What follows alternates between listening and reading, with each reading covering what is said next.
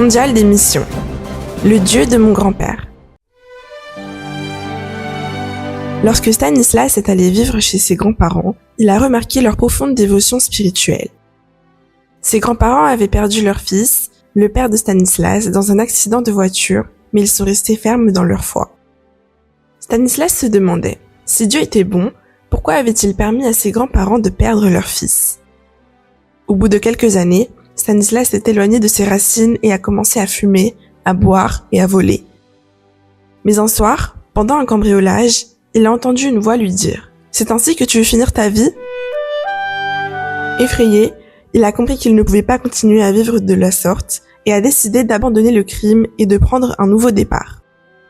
Cela n'a pas été facile, mais Stanislas était déterminé et a rapidement trouvé un emploi stable.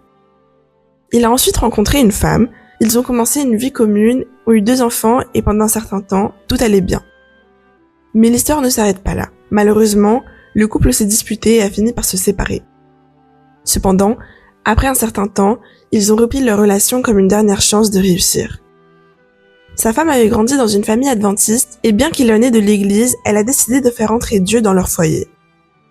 Stanislas a accepté, mais il a décidé d'aller à l'église traditionnelle le dimanche et sa femme allait à l'église adventiste le samedi.